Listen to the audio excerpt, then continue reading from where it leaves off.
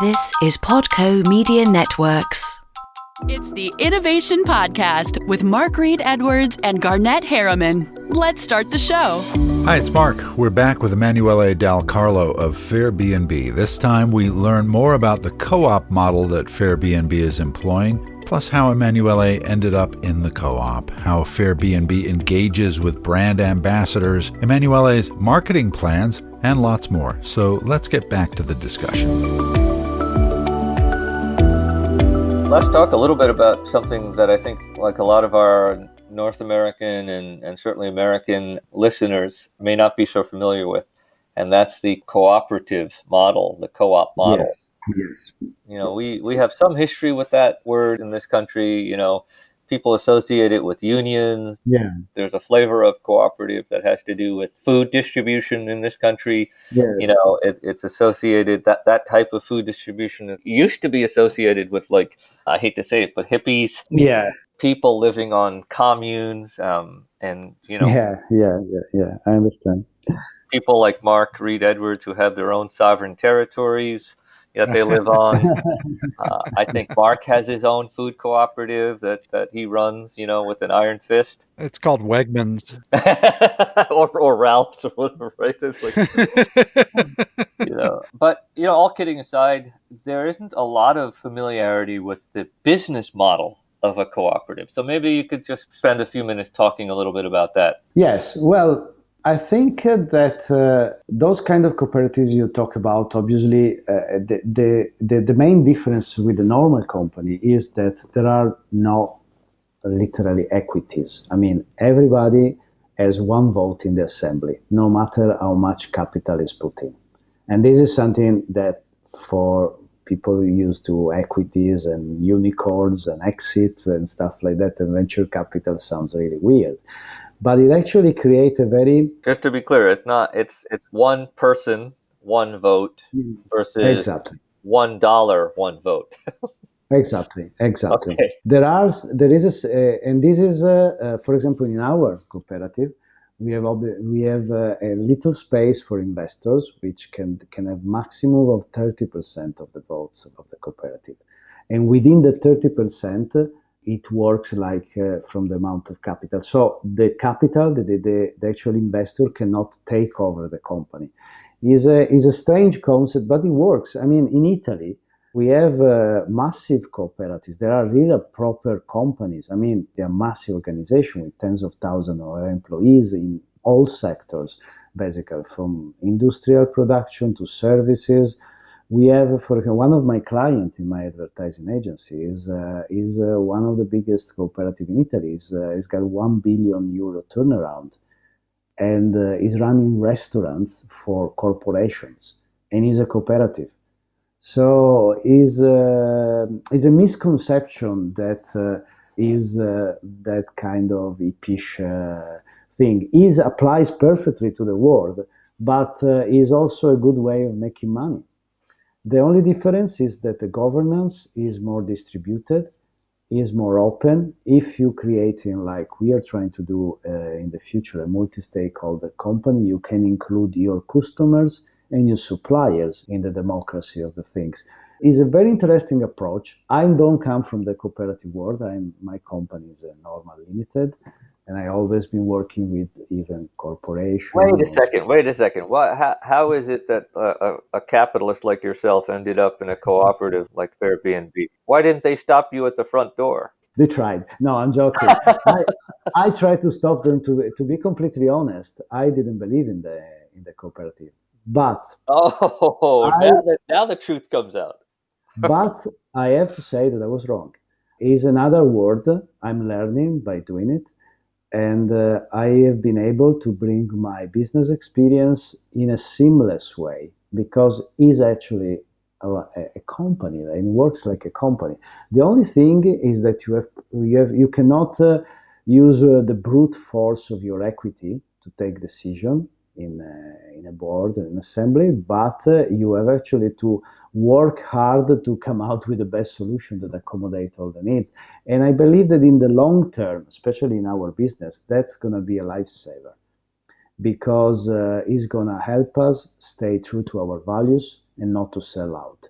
And that's going to give the kind of investor we are seeking, which are mainly impact investor, a lot of credibility, and also to our customers, because our customers know that the money they give to our cooperative, and they're not going to be used like to pay expensive holidays and cars for the manager and stuff like that, but they are going to use to pay good wages for everybody, from the first entry, from the stages to the top management. We have the cap wage policy and stuff like that. So it's a way more relaxed corporate environment in a way. It's much more difficult, a lot more red tapes, but I think that for a project like ours will pay off. And it's something worth experimenting, especially with platform cooperativism. I think that that's going to be the next big revolution in our capitalistic world, because it's not really working very well, isn't it? At the end of the day, it's working for some, but it's not working for everybody. And the fact that it's not working for everybody is also affecting the few people that is capitalism is working for. So we're coming to an age in our development as Western civilization, which we realize that actually putting money only on one little percentage of the population, it doesn't work anymore. It's starting to create a lot of problems, a lot of friction, a lot of things happening around the world that we already seen 70 years ago and we don't want to see again. Rise of right-wing extremism, nationalism, people starting to barking like dogs at each other across borders. And the problem behind it is that wealth is not distributed. No, I don't want to say evenly. I want to say equitably. Equitably, yeah. A lot of the challenge in communicating an innovation to a wider audience is just finding a point of common ground, and God forbid, like lowest common denominator, right? That you can communicate to many people. Is it true that the cooperative business model is the business model that is used for certain soccer teams or football? Europeans call it football teams around the European Union. I had heard something about the Barcelona team or certain other football teams that were owned as a cooperative. I never heard about that. I should research. I like football, but not to the point of studying their business structure behind it.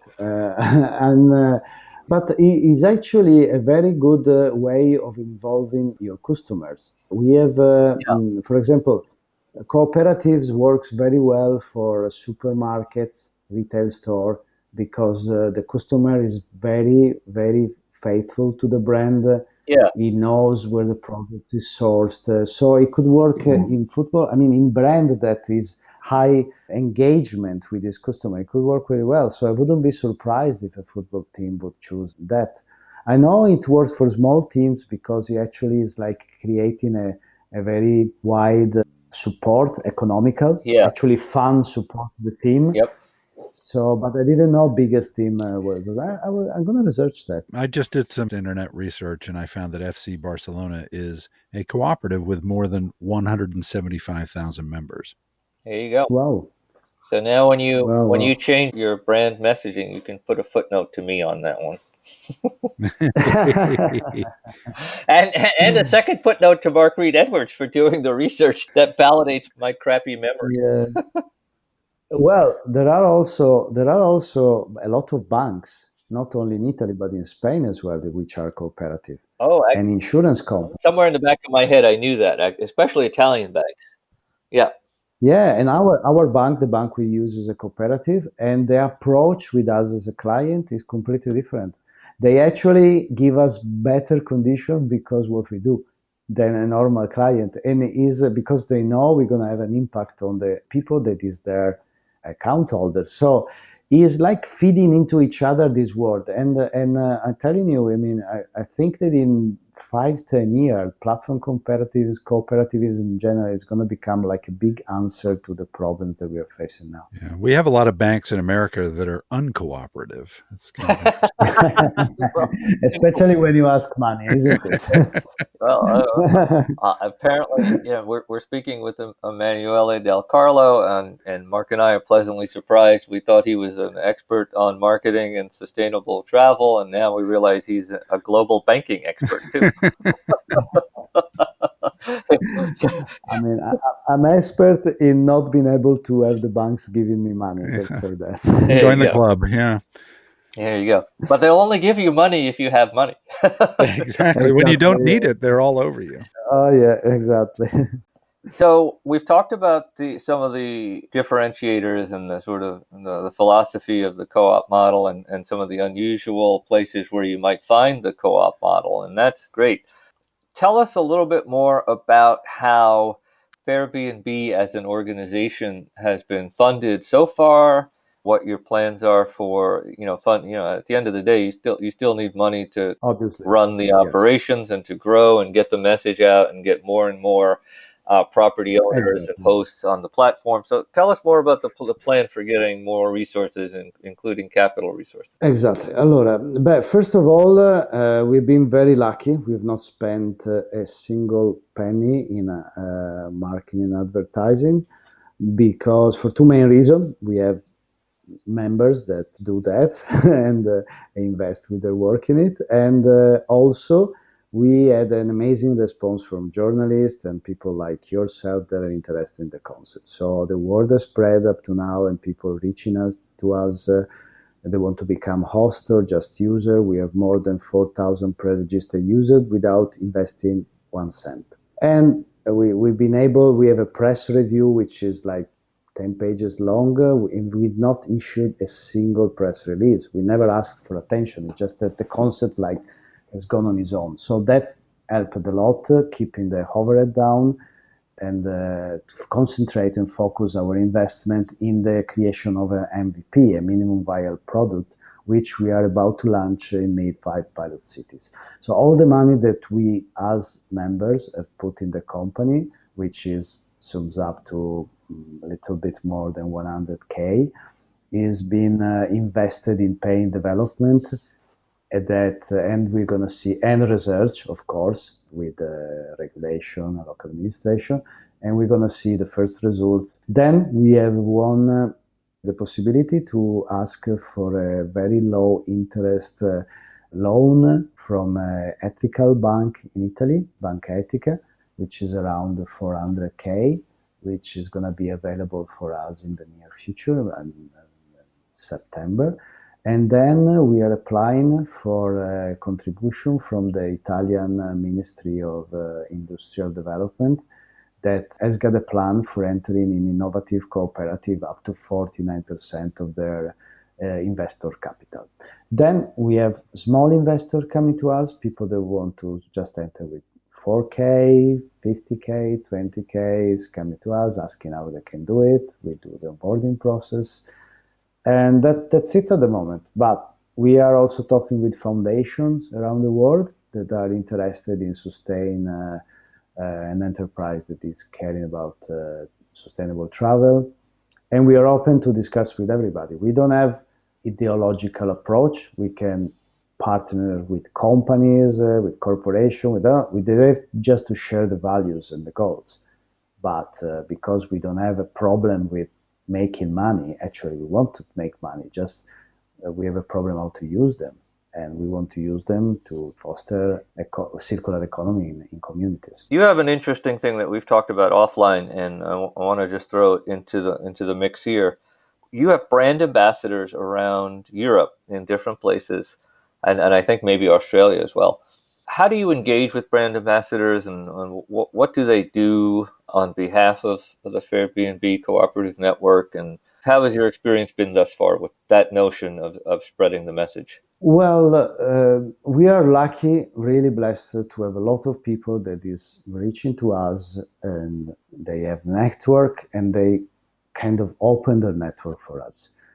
But also we know that this like cannot last forever, and for us it's only fair that we find a way to include these persons also in a process that create opportunities for them as well. So we also have a plan of partnership that we can open for people that becomes our activators in a specific destination. We work really with customize, let's say, our approach with every community and every territory and every particular, even thematic nodes in a very characteristic way. We don't want to be close to any potential collaboration. Today I was in London and I was speaking with this amazing organization, which I cannot mention, obviously, because I'm not allowed to. But we're actually trying to work on a thematic partnership on a specific theme, which is actually, let's say, sustainable experience around the world. And with them, we're trying to work out what could be the best plan that can bring value to them and value to us. So for us, these people that become ambassadors for us, they can do it like most of them do at the beginning, like kind of freely spreading the word. But then there is room, if we find the right way for them, the right way for us, to also transform this in a work opportunity for a lot of people around the world. Because we prefer actually to pay people that is committed to our project instead of paying clicks on Google or on Facebook. So if we have human beings that are able to galvanize their network around our brand, that's going to be an impressive force compared to just basic click through strategy. That's the way we want to go. That makes a lot of sense. It's a breath of fresh air in this world, and it doesn't sound like you're completely antithetical to some of these traditional digital business strategies, but you're not willing. So at some point you might be advertising online, or God forbid, or doing Obviously, a sponsorship, but you're basically you're not willing to make that the foundation of your brand messaging plan. exactly, exactly. That's a breath of fresh air.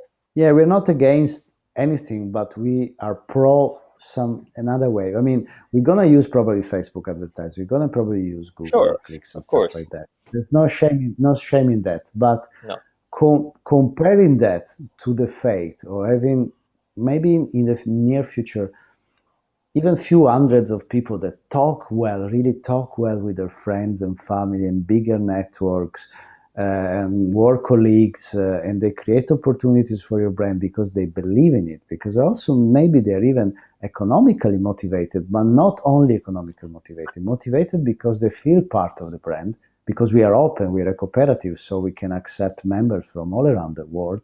That's going to be for us our main goal. We want to grow through communities.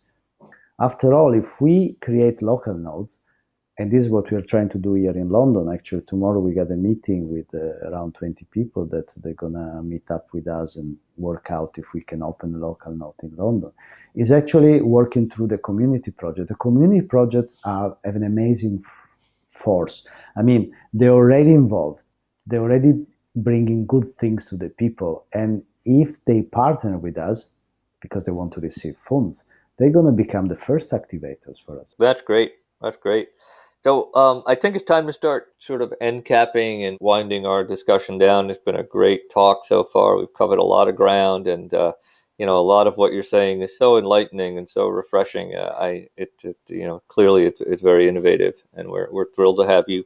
What we like to do on most of our interviews is ask the esteemed guest and thought leader to go out on a limb a little bit and make a couple of predictions about the future. Oh my God. It could be about anything. It could be straight business, related to what you're an expert in. You could pick the next, World Cup winner, or whatever. Well, World Cup winner, if you're talking about football, definitely Italy. But um, I mean, I will not make prediction about Fairbnb because that's going to be first is going to be lame, and then as an entrepreneur, I know that they never work prediction. Things either surprise you or disappoint you in business. So the business plan, I've never seen a business plan for page by page by the real events. Sure. So what I want to focus is what we were talking about. My prediction is that because I'm an optimist, and I think that in general, human beings, excuse my French, are not assholes. They're not bad people in general. I think that we are really on the verge, on the brink to see a new way, and we're gonna turn our back on the bad things that we are smelling in the air, and I really believe that the world is gonna turn for good. Like, I'm not saying overnight, but reverting to platform comparativism is a big sign. More and more companies are thinking about it. Teal organizations are emerging all over the world. I mean, we see all these kids every Friday in the streets protesting for climate change. There is a reaction to it, but is weaker than the power of the people that want to see positive change in the society. And if there's not any major disruptive event in the near future that bring us back to the nightmares of the 20th century, I think that we're going to see a far better world in the next years. Well, I'm super optimistic. I think that the one thing you really need to watch out for is I want to make sure that you are nowhere near any of the docks where the mega cruise ships dock in Venice, because I would hate to see such a thought leader like you get crushed between the mega cruise ship and the dock. We've had a couple of close calls in our beloved Venezia in the last month or so, and Don't worry. I have a vested interest in making sure that you stay alive to see this prediction come to pass. Thank you. Thank you so much. I was in the Navy when I was younger, so I will stay away. Thank you. I know my way around ships. Exactly. Hey, in a worst case scenario, jump in the water. Exactly. Thank you so much, Emanuele Del Carlo, one of the founders of Fairbnb, Thank you, guys. for being with us. you. All right, next time we have Tyler Lorenzen of Purus, a company that is providing a key ingredient in meatless protein, pea protein. Soon we have Ryan Merkley of Creative Commons joining us. Other discussions about the world of 21st century agriculture in Appalachia, F1, facial recognition, the food business, and more are all in the works. But next time, Tyler Lorenzen of Purus. Thanks for joining Garnett and Mark on the Innovation Podcast. Visit theinnovationpodcast.co to subscribe and listen to other episodes.